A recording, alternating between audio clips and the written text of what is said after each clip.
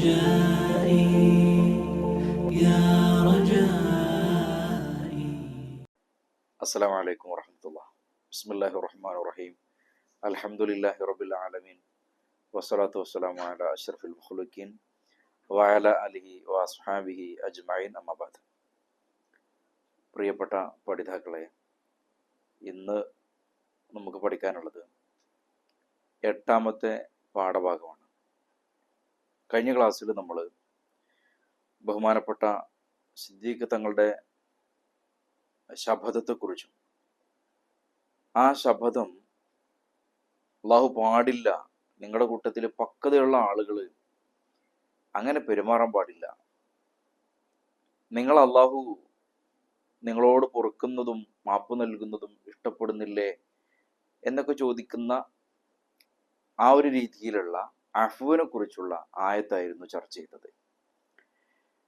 എന്തുകൊണ്ടായിരിക്കാം ഈ സിനയെക്കുറിച്ചും അതിൻ്റെ ശിക്ഷകളെക്കുറിച്ചൊക്കെ പറയുന്നതിനിടയിൽ സിദ്ദീഖ് തങ്ങള് ബഹുമാനപ്പെട്ടവരുടെ അധീനതയിൽ കഴിഞ്ഞിരുന്ന,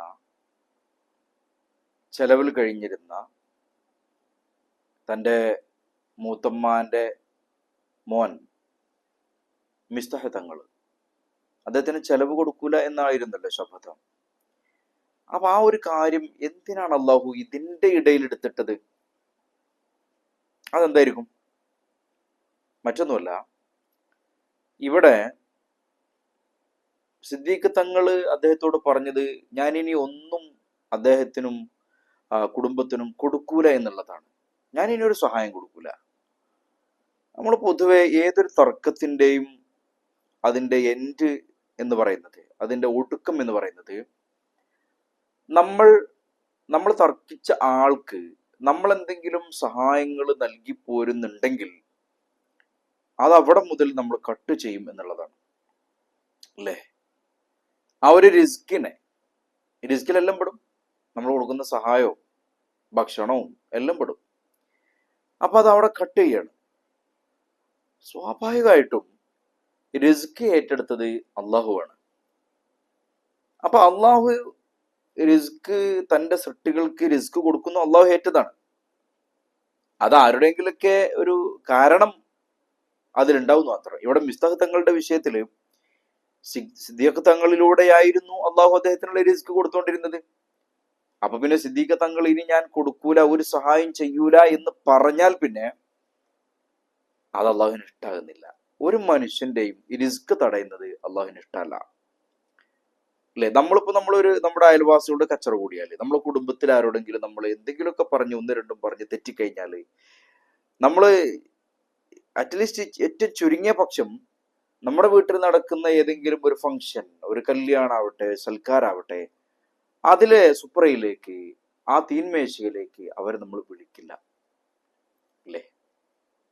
നമ്മുടെ വീട്ടിൽ നടക്കുന്ന ആ ഒരു സൽക്കാരത്തിലേക്ക് അവരെ നമ്മൾ വിളിക്കൂല. അവർക്ക് നമ്മൾ സാധാരണഗതിയിൽ നമ്മൾ അവരെ വിളിച്ചിരുന്നു, നല്ല രീതിയിൽ ഭക്ഷണമൊക്കെ കൊടുത്തിരുന്നു, ആതിഥ്യം അരുളിയിരുന്നു.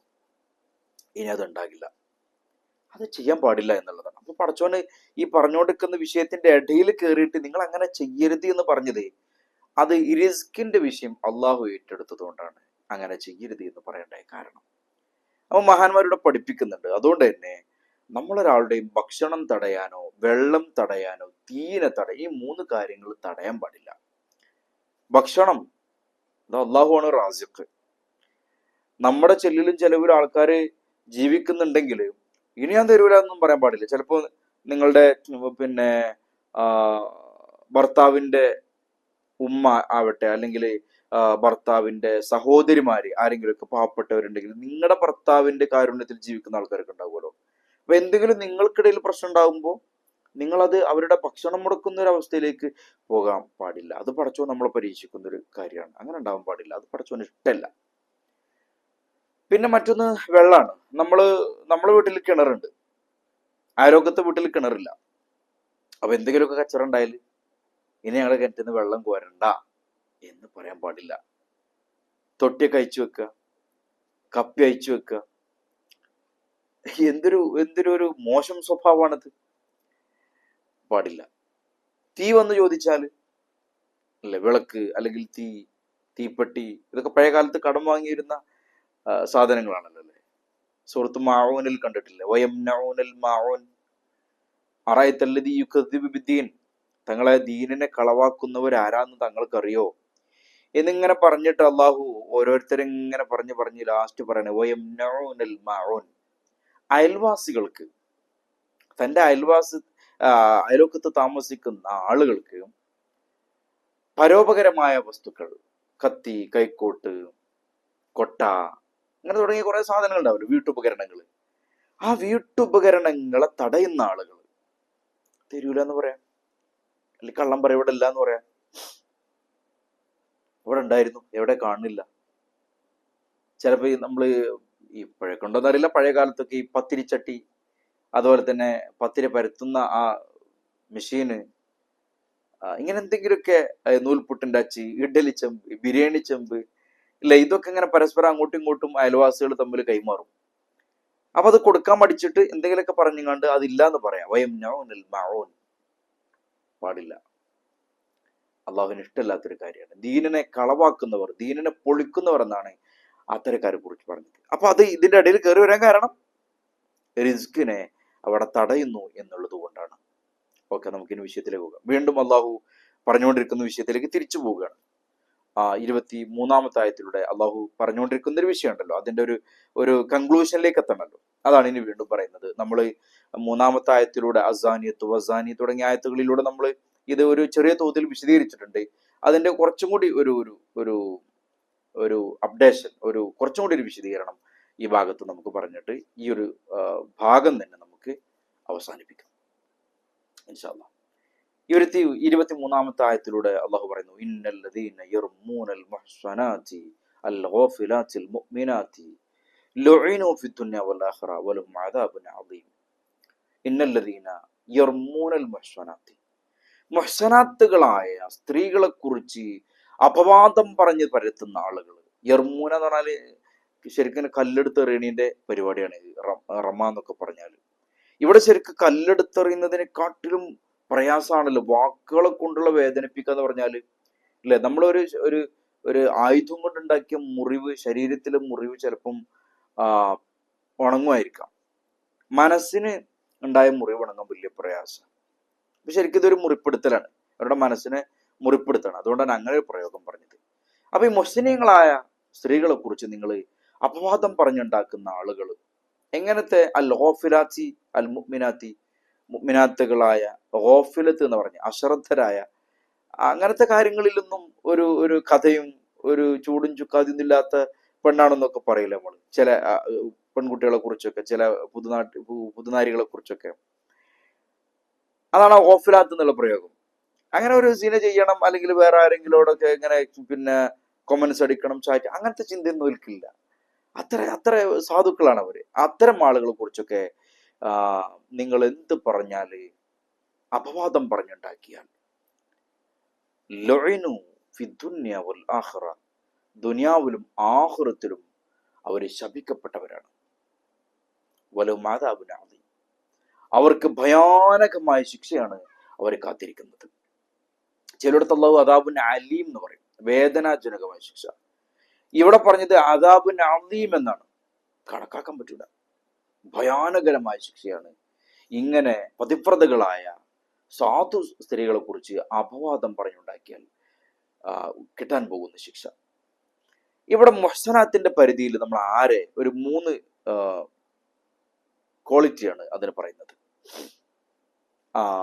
ഒന്ന്, കല്യാണം കഴിഞ്ഞ ആളുകളാണ് അവര്. സിനയിൽ നിന്ന്, വ്യഭിചാരം സംഭവിക്കാതിരിക്കാൻ വേണ്ടിയിട്ട് കല്യാണം കഴിച്ച ആളുകൾ, അതാണ് ഒന്നാമത്തേത്. രണ്ടാമത്, അവര് കല്യാണം കഴിച്ചിട്ടൊന്നുമില്ല, പക്ഷെ അവർ അത്തരം വിഷയങ്ങൾക്ക് അവർക്ക് ഇഷ്ടമല്ല.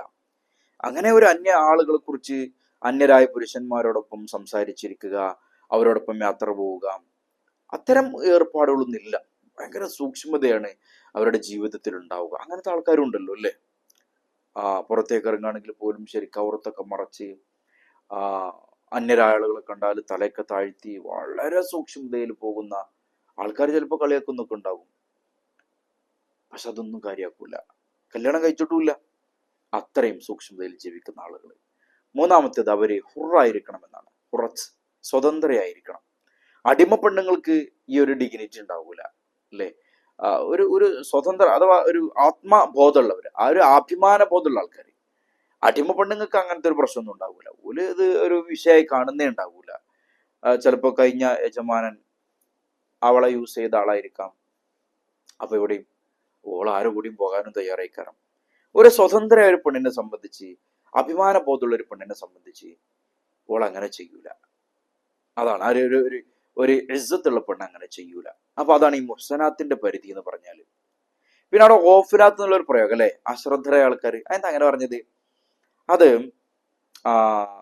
ഈ ആയിഷ ഉമ്മയെ കുറിച്ച് ഇങ്ങനെ ഒരു അപവാദം മുനാഫിക്കുകൾ പറഞ്ഞ് പ്രചരിപ്പിച്ച സമയത്ത് മുത്തനബി സല്ലല്ലാഹു അലൈഹി വസല്ലം വീട്ടിലെ പരിചാരികയായിരുന്നു ബരീറ എന്ന് പറയുന്ന ഒരു ആള്, ഒരു പെണ്ണ്. ബരീറയോട് മുത്തനബി സല്ലല്ലാഹു അലൈഹി വസല്ലം ചോദിക്കുന്നുണ്ട്, ബരീറ, എന്റെ ആയിഷയെ കുറിച്ച്, എന്റെ ആയിഷയെ കാണാൻ തുടങ്ങിയിട്ട് കുറെ കാലമായല്ലോ, എന്റെ ആയിഷയെ കുറിച്ച് എന്താ നിന്റെ അഭിപ്രായം? അപ്പൊ അവിടുന്ന് പറയുന്നത്, അതൊരു സാധു കുട്ടിയല്ലേ തങ്ങളെ, ചെറിയ പ്രായത്തിൽ മുത്തനബി സല്ലല്ലാഹു അലൈഹി വസല്ലം കല്യാണം കഴിച്ചു കൊടുത്താണല്ലോ. അപ്പൊ ഈ വിഷയം നടക്കുന്ന സമയത്ത് 16-17 വയസ്സ് അത്രേ ഉള്ളൂ. ഒരു +1+2 പ്രായം നമ്മുടെ ഒരു കാലത്ത് ചിന്തിക്കുകയാണെങ്കിൽ.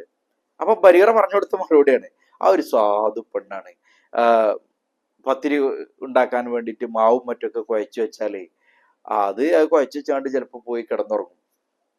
അത് പിന്നെ എന്തെങ്കിലും ആടുകളോ മറ്റൊക്കെ വന്നാണ് അത് തിന്നിട്ടുണ്ടാവും. പിറ്റേന്ന് പത്തിരി കുഴക്കാൻ വേണ്ടി മാവ് തിരയുമ്പോ മാവ് കാണൂല. അത്ര ഒഫലത്സാണ്. അതിനത്രേ കഥയുള്ളൂ. അങ്ങനത്തെ ഒരു സാധു, ഒരു പൊട്ടത്തി പെൺകുട്ടി എന്ന് പറഞ്ഞാല് അങ്ങനത്തെ ഒരു പെൺകുട്ടിയാണ്. അത്ര ഒരു സാധുവാണ്. അങ്ങനത്തെ സാധുവായ ഒരു പെൺകുട്ടിയാണ് ആയിഷ. അതുകൊണ്ട് ആയിഷ ബീവിന്റെ അടുത്ത് ഇങ്ങനെ ഒരു മോശം സ്വഭാവം ഉണ്ടാവുമെന്ന് ഞാൻ വിചാരിക്കുന്നില്ല എന്നാണ് ബരീറ അന്ന് മറുപടി പറഞ്ഞത്. വീട്ടിലെ ഖാദിമത്താണ്, തങ്ങളുടെ വീട്ടിലെ എല്ലാ വേലകളും ചെയ്യുന്ന ഒരു ഖാദിമത്തായിരുന്നു. അപ്പൊ അതാണ് ആ ഓഫിലത്. അവർക്ക് അങ്ങനത്തെ ഒരു കഥയൊന്നും ഉണ്ടാവൂല. അപ്പൊ അങ്ങനത്തെ അത്രയും നിഷ്കളങ്കരായ സാധുക്കളായ മഹ്സനീയങ്ങളായ മുഅ്മിനാത്തുകളായ ആളുകളെ കുറിച്ച് അപവാദം പറയാൻ പാടില്ല എന്നുള്ളതാണ് ആയത്തിൽ. അങ്ങനെ പറഞ്ഞാൽ എന്താണ് സംഭവിക്കുക? 24-ാമത്തെ ആയത്തിൽ എന്ന് പറയുന്നത്, യൗമ തശ്ഹദു അലൈഹിം അൽസിനതുഹും വഅയ്ദീഹിം വഅർജുലുഹും ബിമാ കാനൂ യഅമലൂൻ. അങ്ങനെ എങ്ങാനും അപവാദങ്ങൾ പറഞ്ഞാൽ, അത് നേരത്തെ പറഞ്ഞിട്ടില്ല, ആഖിറത്തിലെത്തുമ്പോൾ യൗമ തശ്ഹദു അലൈഹിം, അവരുടെ മേൽ സാക്ഷ്യം പറയും, അൽസിനതുഹും, അവരുടെ നാവുകൾ തന്നെ, സ്വന്തം നാവുകൾ അവർക്കെതിരെ സാക്ഷി പറയും, വൈദീഹിം, അവരുടെ കൈകൾ സാക്ഷി പറയും, വഅർജുലുഹും, അവരുടെ കാലുകൾ സാക്ഷി പറയും, ബിമാ കാനൂ യഅമലൂൻ, അവരെന്താണോ പ്രവർത്തിച്ചത് അവരുടെ പ്രവർത്തനങ്ങളെ കുറിച്ച് അവരുടെ കൈയും കാലും നാവും അവർക്കെതിരെ തന്നെ സാക്ഷി പറയുന്ന ഒരു സമയം വരാനുണ്ട്. അതുകൊണ്ട് അത്തരം ഏർപ്പാടിൽ നിങ്ങൾ പെടാൻ പോകണ്ട. യൗമൈദിൻ യുവഫീഹിമുല്ലാഹു ദീനഹുമുൽ ഹഖ വയഅലമൂന അന്നല്ലാഹ ഹുവൽ ഹഖുൽ മുബീൻ. യൗമൈദിൻ, അന്നേ ദിവസം, യുവഫീഹിമുല്ലാഹു ദീനഹും, അല്ലാഹു അവർക്ക് അർഹമായ ശിക്ഷ പൂർത്തിയാക്കി നൽകുക തന്നെ ചെയ്യും. എന്താണ് അവർക്ക് അള്ളാഹു വിധിക്കുന്നത് അത് പൂർത്തിയാക്കി കൊടുക്കും. വയഅലമൂന, അവര് മനസ്സിലാക്കുകയും ചെയ്യും, അറിയുകയും ചെയ്യും, അന്നല്ലാഹ, തീർച്ചയായിട്ടും അല്ലാഹു ഹുവൽ ഹഖുൽ മുബീൻ, അല്ലാഹു ഹക്കാണ് എന്നും അതുപോലെ തന്നെ കാര്യങ്ങൾ വ്യക്തമാക്കി മനസ്സിലാക്കി തരുന്നവനാണ് എന്നും നാളെ നിങ്ങൾക്ക് ബോധ്യപ്പെടും. അപ്പൊ ഇത് വെറുതെ പറയുന്നതല്ല. അള്ളാഹു ഇത് വെറുതെ പറയല്ല, നിങ്ങളുടെ നാവുകളും നിങ്ങളുടെ കൈകളും കരങ്ങളും സാക്ഷി നിൽക്കുമെന്നും മഹത്തായ വലിയ ഭയാനകമായ ശിക്ഷ നിങ്ങളെ കാത്തിരിക്കുന്നുണ്ട്, നിങ്ങൾ അത്തരം ആളുകളുടെ കൂട്ടത്തിൽ, ആരോപണം നടത്തുന്ന ഒരു കൂട്ടത്തിൽ പെടരുത് എന്ന് പറഞ്ഞിട്ടല്ല പറയാണ്. ഇത് നിങ്ങൾക്ക് ബോധ്യപ്പെടും. അള്ളാഹു ഇത് വെറുതെ പറഞ്ഞതല്ല എന്ന് ഹഖുൽ യഖീൻ എന്ന സംഗതി ഉണ്ട്. അത് എക്സ്പീരിയൻസ് ആകുമ്പോൾ, സ്വന്തം ലൈഫിൽ അതൊരു അനുഭവമായി വരുമ്പോൾ ബോധ്യപ്പെടുന്ന ഒരു കാര്യമാണ്. അപ്പൊ അത് ബോധ്യപ്പെടുന്ന ഒരു സമയമാണ് നാളെ മഹ്ശറയില്. അങ്ങനെ ഒരു രംഗം വരാനുണ്ട് എന്ന് പഠിപ്പിക്കുകയാണ്. ഇനി നിങ്ങൾ നോക്കുകയാണെങ്കിൽ അതിൽ അവസാനത്തായത്ത്, 26-ാമത്തെ ആയത്ത്, അത് പറഞ്ഞിട്ട് ഈ ഒരു സംഭവം അള്ളാഹു അവസാനിപ്പിക്കുകയാണ്, അവിടെ കൺക്ലൂഡ് ചെയ്യുകയാണ്. പിന്നെ വേറെ ഒരു വിഷയം അള്ളാഹു വീട്ടുമര്യാദകൾ എന്നൊക്കെ പറഞ്ഞിട്ട് മറ്റൊരു വിഷയത്തിലേക്ക് പോവുകയാണ്. ആ ഒരു ആയത്തോട് പറഞ്ഞ് നമുക്ക് അവസാനിപ്പിക്കാം. 26-ാമത്തെ ആയത്ത്, വൽ ഖബീസൂൻ അൽ ഖബീസാത്തു ലിൽ ഖബീസീന വൽ ഖബീസൂന ലിൽ ഖബീസാത്തി വത്വയ്യിബാത്തു ലിത്വയ്യിബീന വത്വയ്യിബൂന ലിത്വയ്യിബാത്തി ഉലൈക മുബറഊന മിമ്മ യഖൂലൂന ലഹും മഗ്ഫിറത്തും വരിസ്കുൻ കരീം. അല്ലേ? അൽ ഖബീസാത്തു ലിൽ ഖബീസീന, ഈ മോശം പ്രവർത്തിക്കുന്ന പെണ്ണുങ്ങള്, ലിൽ ഖബീസീന മോശം പ്രവർത്തിക്കുന്ന ആണുങ്ങൾക്കുള്ളതാണ്, വൽ ഖബീസൂന ലിൽ ഖബീസാത്തി മോശം പ്രവർത്തിക്കുന്ന ആണുങ്ങള് ലിൽ ഖബീസാത്തി മോശം പ്രവർത്തിക്കുന്ന പെണ്ണുങ്ങൾക്കുള്ളതാണ്. വത്വയ്യിബാത്തു എന്നാല് വളരെ ശുദ്ധിയോടെ സാംസ്കാരിക ശുദ്ധിയോടെ ജീവിക്കുന്ന പെണ്ണുങ്ങള്, ലിത്വയ്യിബീന അങ്ങനെ തന്നെ ജീവിക്കുന്ന, ശുദ്ധിയോടെ ജീവിക്കുന്ന, നല്ല നന്മയോടെ തെറ്റുകളൊന്നും ചെയ്യാതെ ജീവിക്കുന്ന ആണുങ്ങൾക്കുള്ളതാണ്. വത്വയ്യിബൂനോ നല്ല ആണുങ്ങള്, ശുദ്ധിയിൽ ജീവിക്കുന്ന, തെറ്റുകളൊന്നും ചെയ്യാതെ ജീവിക്കുന്ന ശുദ്ധപ്രകൃതിയുള്ള ആണുങ്ങൾ, ലിത്വയ്യിബാത്തി അതേപോലെ തെറ്റൊന്നും ചെയ്യാതെ ജീവിക്കുന്ന ത്വയ്യിബാത്തുകളായ സ്ത്രീകൾക്കുള്ളതാണ്. ഉലൈക അവരുണ്ടല്ലോ, ആര്? ബഹുമാനപ്പെട്ട സുഫാൻ തങ്ങളും ആയിഷത്തു സിദ്ദീഖ റളിയല്ലാഹു അൻഹയും അവര് മുബറഊന നിരപരാധികളാണ്.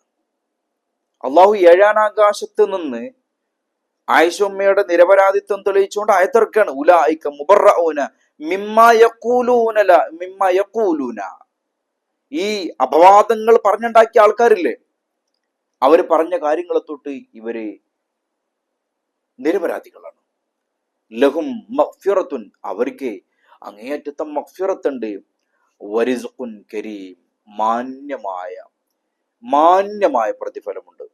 എമ്പാടും അവർക്ക് പുറത്തു കൊടുക്കുകയും ചെയ്യും, മാന്യമായ പ്രതിഫലം നൽകും. കാരണം അത്രയും പെയിൻഫുൾ ആയിട്ടുള്ള ഒരു എക്സ്പീരിയൻസ് ആണല്ലോ തങ്ങളെ കുറിച്ച് നാട്ടിലെ ആളുകൾ അപവാദം പറഞ്ഞുണ്ടാക്കുക എന്ന് പറഞ്ഞാല്. സ്വപ്നേപ്യ ചിന്തിക്കാത്ത കാര്യത്തെ കുറിച്ചാണ് ഈ പറഞ്ഞുണ്ടാക്കുന്നത്. അപ്പൊ അതിൽ ക്ഷമിച്ചത് കൊണ്ട് അവർക്ക് നാളെ മഗ്ഫിറത്തും ഉണ്ട്, മഗ്ഫിറത്തിന്റെ പുറമെ വരിസ്ഖുൻ കരീം മാന്യമായ പ്രതിഫലം അത് അള്ളാഹു കണക്കാക്കുന്നതാണ്. ഇവിടെ നിങ്ങൾ നോക്കുകയാണെങ്കിൽ തെറ്റ് ചെയ്യുന്ന, മോശം ചെയ്യുന്ന ആളുകൾ അവരെ നമ്മൾ പരസ്പരം ഇണക്കുമ്പോൾ, ഇവിടെ പ്രിയപ്പെട്ട എൻ്റെ ശബ്ദം കേൾക്കുന്നവരിൽ ചിലപ്പോൾ വിവാഹപ്രായമെത്തിയ മക്കളുള്ള പെൺകുട്ടികളുള്ള ഉമ്മമാരുണ്ടാവും. ഉമ്മമാരെ, നിങ്ങളൊരു കാര്യം മനസ്സിലാക്കണം. നിർബന്ധമായിട്ടും നിങ്ങൾ എന്ത് ചെയ്യണം? നിങ്ങളുടെ പെൺകുട്ടികൾക്ക് കല്യാണം ആലോചിക്കുന്ന സമയത്ത് നിങ്ങൾ ഫസ്റ്റ്, മുത്തനബി സല്ലല്ലാഹു അലൈഹി വസല്ലം പറഞ്ഞതാണ്, നിങ്ങൾ ആദ്യം പരിഗണന കൊടുക്കേണ്ടത് നിങ്ങളെ മരുമോനായി വരുന്ന ആളുടെ സൗന്ദര്യത്തിനോ സമ്പാദ്യത്തിനോ അയാളുടെ സ്റ്റാറ്റസിനോ അല്ല, അയാളെ ദീൻ എത്ര ഉണ്ട് എന്ന് നോക്കണം, അയാളിൽ അള്ളാഹുവിനോടുള്ള ബന്ധം എത്ര ഉണ്ട് നോക്കണം. അങ്ങനത്തെ ആളുകൾക്കാണ് മക്കളെ കെട്ടിച്ചു കൊടുക്കേണ്ടത്. അല്ലാതെ ഈ ഹബീസാത്തുകൾ ചെയ്യുന്ന, മോശം പ്രവൃത്തി ചെയ്യുന്ന ആളുകളാണെങ്കിൽ അത് നിങ്ങളുടെ മകള് കൂടി അത്തരം പ്രവൃത്തിയിലേക്ക് പോകാൻ ഇവന്റെ പ്രവൃത്തിക്കാരനാകും. കാരണം ഓനത് പ്രശ്നം ഉണ്ടാകൂല. ഓനിങ്ങനെ മതിലിയാടുന്ന ആളേക്കാരം, പരസ്ത്രീ ബന്ധമുള്ള ആളേക്കാരം. അപ്പൊ ഓനെ സംബന്ധിച്ച് തന്റെ പെണ്ണ് ഇങ്ങനെ ആയ വലിയ മോശമൊന്നും ഉണ്ടാകൂല, അതിനിപ്പോ എന്താ കുഴപ്പം എന്നുള്ള പോളിസിക്കാരനേക്കാരം. അങ്ങനെ ഉണ്ടാവാൻ പാടില്ല. അതുകൊണ്ട് കെട്ടിച്ചു കൊടുക്കുന്ന വീട്ടിലേക്ക് പുതിയാപ്പിളയായിട്ട് വരുന്ന, മരുമോനായിട്ട് വരുന്ന ആള് ദീനുണ്ടോ എന്ന് നിങ്ങൾ കർക്കശ സ്വഭാവത്തോടെ ചിന്തിച്ച് പ്രവർത്തിക്കേണ്ട ഒരു കാര്യമാണ്. എന്തിനാണ് ഇത് പറഞ്ഞത്? ഈ ആയത്തോടെ പറഞ്ഞെന്തിനാണ്? ഇവിടെ പറഞ്ഞല്ലോ ത്വയ്യിബീങ്ങളായ ആണുങ്ങൾ. ഇവിടെ പൊന്നു മുസ്തഫ സ്വല്ലല്ലാഹു അലൈഹി വസല്ലം തങ്ങളുടെ ഭാര്യയെ കുറിച്ചാണ് ആരോപണം. അപ്പൊ ത്വയ്യിബീങ്ങളിൽ ഏറ്റവും വലിയ ത്വയ്യിബായ മുത്തനബി സ്വല്ലല്ലാഹു അലൈഹി വസല്ലം, അതിലേറെ വലിയ ത്വയ്യിബുണ്ടാ? ശുദ്ധനായ ആളുണ്ടോ? ഇല്ല. അപ്പൊ ഏറ്റവും വലിയ ത്വയ്യിബായ ഹബീബായ റസൂലുള്ളാഹി സ്വല്ലല്ലാഹു അലൈഹി വസല്ലം തങ്ങൾക്ക് ഒരു ഹബീസായ, മോശം പ്രവർത്തിക്കുന്ന ഒരു പെണ്ണിന് അള്ളാഹു ഭാര്യയായിട്ട് കൊടുക്കൂല. അപ്പൊ ത്വയ്യിബായ തങ്ങൾക്ക് ത്വയ്യിബത്തായ പെണ്ണിനെ കിട്ടുള്ളൂ. അത് ബോധ്യപ്പെടുത്താൻ പറഞ്ഞതാ. മനസ്സിലായോ? അതുകൊണ്ട് ആയിഷ ബീവി വ്യഭിചരിച്ചിട്ടില്ല. അത് കെതുഫാണ്, പച്ച കള്ളം പറഞ്ഞതാണ്. കാരണം അള്ളാഹ് പറയാണ് വത്വയ്യിബൂന ലിത്വയ്യിബാത്തി, അങ്ങനെ ഉണ്ടാവുള്ളൂ. അപ്പൊ ഇതിന് ചില തിരിച്ചു ചില സംഗതികളൊക്കെ നടക്കും.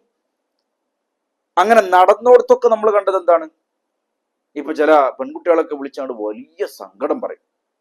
നല്ല കുട്ടികളെ കാരണം, പക്ഷേ പുതിയാപ്പളന്റെ ദീൻ നോക്കാതെ കെട്ടിച്ചതിന്റെ പേരിൽ കണ്ണീര് കുടിക്കുന്ന എത്ര എത്ര പെൺകുട്ടികളുടെ ഉമ്മമാരെ നിങ്ങൾ നല്ലോണം മനസ്സിലാക്കണം. എന്തിനാണ് നമ്മുടെ മക്കളെ കണ്ണീരൊടിപ്പിക്കാൻ വേണ്ടിയിട്ട്? ദീനീയ ബോധമുള്ള കുട്ടികളാണോ, ദീനീയ ബോധമുള്ള ചെറുപ്പക്കാരെ കൊണ്ട് കെട്ടിക്കുക. ചിലപ്പോൾ കുറച്ചൊക്കെ കല്യാണത്തിന് കുറച്ചൊക്കെ വെയിറ്റ് ചെയ്യേണ്ടി വരും അങ്ങനത്തെ ഒരു പുതിയാപ്പളനെ കിട്ടാൻ. ആയിക്കോട്ടെ, എന്തിനെത്ര ധൃതി പിടിച്ചാണ് ഇതൊക്കെ നടത്തുന്നത്? അവരുടെ ഫാമിലി ലൈഫ്, ദുനിയാവും ഉഷാറാകണം. ഈ വൈവാഹിക ജീവിതം എന്നൊക്കെ പറഞ്ഞാലേ മടുക്കുവോളമുള്ളതല്ല, മരിക്കുവോളമുള്ളതുമല്ല. മരിച്ചതിന് ശേഷം സ്വർഗത്തിലും തുടരേണ്ടുന്ന ഭംഗിയുള്ള ആ ഒരു ലൈഫാണ് വൈവാഹിക ജീവിതം. അതുകൊണ്ട് ഇണകളെ തിരഞ്ഞെടുക്കുമ്പോൾ മക്കളുടെ കാര്യത്തിൽ, മരുക്കളുടെ കാര്യത്തിൽ നല്ലോണം ശ്രദ്ധ വേണം. ഇനി നോക്കുകയാണെങ്കിൽ നിങ്ങൾ അടുത്തൊരു സംഗതി എന്താണ്? ഈ ഒരു ആരോപണം കേട്ട സമയത്ത് മുത്തനബി സല്ലല്ലാഹു അലൈഹി വസല്ലം ഇല്ല എന്റെ ഭാര്യ അങ്ങനെ വ്യഭിചരിച്ചിട്ടൊന്നുമില്ല എന്ന് പറഞ്ഞാൽ എടുത്തു ചാടിയോ? ഒന്നും വേണ്ടില്ല. ഒരു മാസക്കാലത്തോളം ക്ഷമിച്ചു തങ്ങള്. അത് വലിയൊരു പാടാണ് നമുക്ക്. നമ്മുടെ മക്കളെ കുറിച്ച് ആരെങ്കിലും എന്തെങ്കിലുമൊക്കെ പറയുമ്പോ നമ്മളോട് എന്റെ കുട്ടികൾ അങ്ങനെയൊന്നും ചെയ്യില്ല എന്നുള്ള പോളിസി അല്ലേ നമ്മൾ എടുക്കേണ്ടത്. നമ്മളാ പറഞ്ഞ ആളെ വിഷമിപ്പിക്കാതെ, ഞാൻ നോക്കട്ടെ, നിങ്ങൾ പറഞ്ഞത് ഞാൻ കാര്യത്തിലെടുത്തുക്കണം, ഞാനൊന്ന് അന്വേഷിച്ച് നോക്കട്ടെ, അതിൽ എത്രമാത്രം യാഥാർത്ഥ്യം ഉണ്ട് നോക്കട്ടെ, ഇൻഷാ അല്ലാഹ് ഞാൻ വേണ്ടുന്ന കാര്യങ്ങളൊക്കെ ചെയ്തോളാം എന്നൊക്കെ പറയാം. അല്ലാതെ പറഞ്ഞോനെ, വാദിയെ നമ്മൾ പ്രതിയാക്കുന്ന അവസ്ഥ ഉണ്ടാകാൻ പാടില്ല. വിവരമൊന്ന് പറഞ്ഞവനോട്, നിങ്ങൾ പറഞ്ഞോന് സന്തോഷം, ഞാനൊന്ന് അന്വേഷിക്കട്ടെ, അങ്ങനെ പറയേണ്ടത്. അല്ലാതെ നമ്മുടെ മക്കള് മുസാഫിന്റെ നടുവത്തെ പേജിന്റെ തൊട്ടുപുറത്തെ പേജാണ് എന്നുള്ള വാദമൊന്നും നമുക്ക് ഉണ്ടാകാൻ പാടില്ല. തെറ്റുപറ്റാലോ അല്ലേ? അപ്പൊ അങ്ങനെ ഒരു ആരോപണം കേൾക്കുന്ന സമയത്ത് ഇല്ലാന്ന് അടച്ചാക്ഷേപിക്കാൻ പാടില്ല, എടുത്തു ചാടാൻ പാടില്ല, ക്ഷമിക്കണം. ഇൻ കേസ് പൊന്നു മുസ്തഫ സല്ലല്ലാഹു അലൈഹി വസല്ലമ തങ്ങൾ എങ്ങാനും എടുത്തു ചാടിയിട്ട് ആയിഷ ബീവി നിരപരാധിയാണെന്ന് പറഞ്ഞിരുന്നെങ്കിൽ കറക്റ്റ് തന്നെയാണ് സംഭവം. പക്ഷെ അപ്പൊ ആൾക്കാരെന്ത് വിചാരിക്കുക? മുത്തനബി സല്ലല്ലാഹു അലൈഹി വസല്ലം തങ്ങളെ കുറിച്ച് എന്താ പറയുന്നത്? അള്ളാഹുവിൽ നിന്ന് വഹി വന്നാലല്ലാതെ ഒന്നും പറയൂല, ഒരു കെലിമത്ത് പോലും പറയില്ല. അപ്പൊ അത് വഹീന് വേണ്ടി കാത്തു നിൽക്കാതെ പറഞ്ഞു എന്നൊരു ആരോപണം ഉണ്ടാകും അല്ലേ? അതിന് അവസരം കൊടുത്തില്ല. മാത്രമല്ല, ഈ ഒരു ആരോപണം ഉണ്ടായ സമയത്ത് ആരൊക്കെയാണ് അതിനെ പിന്താങ്ങുന്നത്? ഈ ഒരു ആരോപണത്തിന്റെ പിറകെ പോകുന്നത് ആരാണ്? ഇതിൽ കറകളഞ്ഞ വിശ്വാസികൾ ആരാണ് എന്നൊക്കെ നോക്കൽ കൂടി അള്ളാഹുവിന് ലക്ഷ്യം ഉണ്ടായിരുന്നു. അപ്പൊ മുനാഫികളെ ശരിക്കും തെളിഞ്ഞു വന്നല്ലോ, അവർക്കൊക്കെ ശിക്ഷയും കൊടുത്തല്ലോ. ചില സാധുക്കളായ മുഅ്മിനീങ്ങളും അതിൽ പെട്ടുപോയി അല്ലേ? ആട്ടിയുറച്ച വിശ്വാസികൾ ആരാതൊക്കെ. അപ്പൊ ഒരു സംഭവം ഉണ്ടാകുമ്പോൾ അതിന്റെ ഒരു ക്ഷമയോടെ അതിനെ നമ്മൾ കൈകാര്യം ചെയ്യണം, ക്ഷമിക്കണം. ക്ഷമ ആട്ടിൻ സൂപ്പിന്റെ ഫലം ചെയ്യുന്ന നമ്മുടെ നാട്ടിലെ ചൊല്ലി അല്ലേ? അസ്വബറു ഇന്ദ സ്വതമത്തിൽ ഉല. കുറെ കഴിഞ്ഞിട്ടല്ലേ ക്ഷമിക്കേണ്ടത്. ആ ഒരു സംഭവം നടന്ന ഉടനെ തന്നെ നമ്മൾ ക്ഷമിക്കണം. അപ്പൊ അതിന് ഭയങ്കര കൂലിയാണ്. അതുകൊണ്ട് ക്ഷമിച്ചാൽ നമുക്ക് നാളെ ആഖിറത്തിൽ രക്ഷപ്പെടാൻ മാർഗം. ഇവിടെ എന്താ പറഞ്ഞത്? ക്ഷമിച്ചതുകൊണ്ട് അള്ളാഹു പറയുന്നത് എന്താണ്? ലഹും മഗ്ഫിറത്തുൻ, അവർക്ക് മഗ്ഫിറത്തുണ്ട്, വറിസ്ഖുൻ കരീം, പിന്നെയോ മാന്യമായ പ്രതിഫലമുണ്ട്. അതുകൊണ്ട് നമ്മളെ കുറിച്ച് അങ്ങനെ ആരെങ്കിലും ഒക്കെ പറയുന്നുണ്ടെങ്കിൽ നമ്മൾ അവരെ കുറിച്ചും അതേ നാണയത്തിൽ പറയാൻ പോകാതെ എന്നെ കുറിച്ച് എന്റെ റബ്ബിനറിയും. എന്റെ പടച്ചോനെ മറന്നിട്ട്, എന്റെ നാഥനെ മറന്നിട്ട്, എന്റെ റാസിക്കായ, എന്റെ ഖാലിക്കായ, അല്ലാമുൽ ഉയൂബായ, എന്റെ എല്ലാ രഹസ്യങ്ങളും പരസ്യങ്ങളും അറിയുന്ന നാഥൻ, ആ നാഥൻ അറിയാം ഞാൻ ചെയ്തോല്ലേ, നിങ്ങൾ പറയുന്നൊന്നും എനിക്ക് പ്രശ്നമല്ല എന്ന് പറഞ്ഞിട്ട് പറഞ്ഞവർക്കൊക്കെ മാപ്പ് കൊടുത്തിട്ട് ക്ഷമിക്കുക. അള്ളാഹു അത് ദുനിയാവും തന്നെ അതിനൊരു ഫത്ഹ് കാണിച്ചു. വിഷമിക്കേണ്ട ആവശ്യമൊന്നുമില്ല. ഞാൻ ഈ ഭാഗം അവസാനിപ്പിക്കുകയാണ്.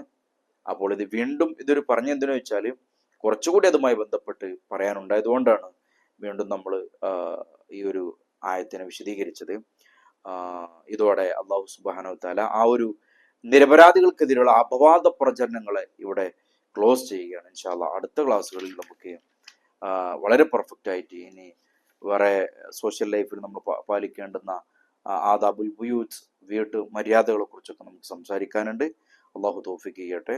അള്ളാഹു നമുക്കൊക്കെ നല്ല ശുദ്ധ പ്രകൃതിയുള്ള പടച്ചോനം പൊരുത്തപ്പെടുന്ന രീതിയിലുള്ള ജീവിതം നയിക്കാൻ തൗഫീഖ് നൽകുമാറാവട്ടെ. ദുആ വസിയത്തോടെ അസ്സലാമു അലൈക്കും വറഹ്മത്തുള്ളാഹി.